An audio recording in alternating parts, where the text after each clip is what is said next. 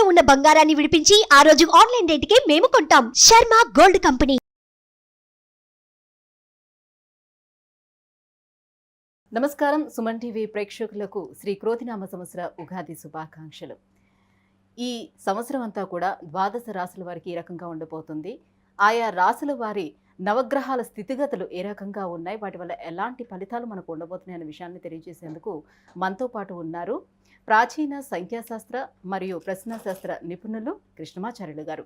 గురుగారు నమస్కారం అండి. జై వీరబ్రహ్మ జై గోవిందబాంబజీ. నమస్కారం. గురుగారు, ఈ క్రోధినామ సంవత్సరం తులారాశి వారికి ఎలా ఉండబోతుంది, గవ్వల శాస్త్రం ప్రకారం వారి గ్రహ స్థితిగతులు ఎలా ఉన్నాయి, ఏం తెలియజేస్తుంది? శివాయ బ్రహ్మణే నమ, వీరబ్రహ్మేంద్ర స్వామినే నమో నమ. జై వీరబ్రహ్మ జై గోవిందబాంబజీ. తులారాశి వారికి ఆదాయం 2, వ్యయం 8, రాజ్యపూజ్యం 1, అవమానం 5గా ఉంది. ఒకవైపు ఏమో పంచమ స్థానంలో శని భగవానుడి సంచార స్థితి. ప్రశ్నాశాస్త్రాన్ని అనుసరించి చూస్తే శుక్ర భగవానుడికి సంబంధించినటువంటి ఇది. వ్యక్తిగతమైనటువంటి జీవితంలో ఎంతో కాలంగా వృత్తి ఉద్యోగ సంబంధమైనటువంటి విషయాల్లో స్థిరమైనటువంటి కొలువులు లభించనటువంటి వాళ్ళకి అరుదైనటువంటి అవకాశాలు కలిసి వస్తాయి. వృత్తి ఉద్యోగంలో స్థిరమైనటువంటి ఉద్యోగం, స్థిరమైనటువంటి వ్యాపారం, ఉపాధి లభించేటువంటి అవకాశాలు పుష్కలంగా ఉంటూ ఉంటాయి. మీరు కోరిన చోటికి బదిలీలు అవుతారు. అనుకున్నటువంటి ఉన్నతమైనటువంటి పదోన్నతిని పొందగలిగేటువంటి అవకాశం ఉంది. వ్యక్తిగతమైనటువంటి జీవితంలో ఆర్థికపరమైనటువంటి అంశాల పట్ల కూడా జాగ్రత్తగా చొరవ చూపెడతారు. పాత రుణాలు తీర్చగలుగుతారు. కొత్త రుణాలు లేదా స్థిర చరాస్తుల కోసం మళ్ళీ ఆర్థికపరమైనటువంటి అంశాలు, ఆర్థికపరమైనటువంటి సంస్థల నుండి రుణం తీసుకునేటువంటి అవకాశం కనపడుతుంది. ఏది ఏమైనప్పటికీ వ్యక్తిగతమైనటువంటి జీవితంలో ఆర్థికపరమైన అంశాలు బాగున్నాయి. వృత్తి ఉద్యోగ సంబంధమైన స్థితిగతులు బాగున్నాయి. కానీ ఎందుకో తెలియదు, వ్యక్తిగతమైనటువంటి జీవితానికి సంబంధించి ఏవో తెలియని అపోహలు, అపార్థాలు, అపనిందలు వచ్చేటువంటి అవకాశం ఉంది. మీ ప్రమేయం లేకపోయినా సంజాయిషి ఇచ్చుకోవాల్సిన స్థితిగతులు ఉంటూ ఉంటాయి.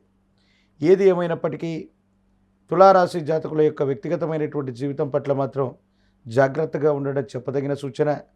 ఇక పంచమ స్థానంలో గోచారవశాత్తు ఈ సంవత్సరం మొత్తం కూడా ఇంచుమించుగా శుక్ర భగవానుడు పంచమ స్థానంలోనే ఉంటూ ఉంటాడు. కాబట్టి సంతానపరమైనటువంటి అంశాల పట్ల కొంత జాగ్రత్తగా ఉండటం చెప్పదగినటువంటి సూచన. సంతానం యొక్క విద్య, ఉద్యోగం, ఉన్నతమైనటువంటి స్థితిగతుల గురించే కాదు, వాళ్లకు సంబంధించినటువంటి ఆరోగ్యపరమైనటువంటి అంశాల పట్ల కూడా జాగ్రత్తగా ఉండడం చెప్పదగినటువంటి సూచన. గురుగారు, విద్యార్థులకు ఎలా ఉండబోతుంది? ఇప్పుడు విద్యార్థులు ఎవరైనా విదేశీయానం చేయాలి, విదేశాల్లోని విద్యను అభ్యసించాలనుకునే వారికి ఏ రకంగా ఉంటుంది? అలాగే రాజకీయ నాయకులు కూడా. విద్యార్థులకి అనుకూలవంతమైనటువంటి కాలం. ఏకాగ్రతతో కూడినటువంటి చిత్తంతో వాళ్ళు మంచి ఉత్తీర్ణతని, ప్రథమ శ్రేణిలో ఉత్తీర్ణతను పొందడానికి అవకాశం ఉన్నటువంటి పరిస్థితి. ఇక రాజకీయపరమైనటువంటి రంగంలో ఉన్నటువంటి వాళ్ళకి ఇక అదృష్టం కలిసి రాకపోవటమో లేదా అదృష్టానికి దగ్గరగా జాతకం నడిచిన అనుకున్నవి జరగట్లేదన్నటువంటి మార్పులు మాత్రం కొంత మిమ్మల్ని ఇబ్బంది పెట్టేటువంటి అవకాశం ఉంది. ఇలాంటి స్థితిగతుల్లో తీవ్రమైనటువంటి జనాకర్షణ ఉన్నటువంటి నేతలు కూడా ఒక్కొక్కసారి అదృష్టం కలిసి రాక టికెట్లు లభించకపోవటం లేదా పదవి లభించకపోవటం, కొన్ని చిన్న చిన్న ఇబ్బందికరమైనటువంటి పరిస్థితులు ఉన్నాయి. కాబట్టి మీ లక్ష్యాన్ని సాధించేటువంటి వరకు మాత్రం ఖచ్చితంగా మీరు పోరాటాన్ని సాగించవలసిందే. మనకి లక్ష్యాన్ని సాధించామన్నటువంటి నివ్వెరపాటు చర్యల వల్ల చిట్ట చివరి నిమిషంలో కొన్ని ఇబ్బందులు ఎదుర్కొనేటువంటి అవకాశం ఉంది. కాబట్టి ఏకాగ్రత చిత్తంతో తప్పనిసరిగా లక్ష్యం పూర్తయింది అన్నటువంటి ఆలోచన వచ్చే వరకు కూడా మీ ప్రయత్నాలు చేయవలసింది. సో వారి ఆరోగ్యం, కుటుంబ సభ్యుల ఆరోగ్యం ఏ రకంగా ఉండబోతుంది? సంతాన యోగం అనేది ఉంటుందా? వీరి యొక్క ఆరోగ్యం బాగుంటుంది. కానీ పంచమ స్థానంలో శని భగవానుడు 2025 ప్రారంభం వరకు అంటే ఇంచుమించుగా ఈ 2024 సంవత్సరం వరకు కూడా క్రోధినామ సంవత్సర అంత్యం వరకు కూడా ఉండేటువంటి అవకాశం ఉంటుంది. కాబట్టి సంతానపరమైనటువంటి ఆరోగ్యం కొంత ఇబ్బంది కలిగిస్తుంది. సంతానం లేనటువంటి వాళ్ళు కొంత ఆలస్యమయ్యేటువంటి అవకాశం ఉంది.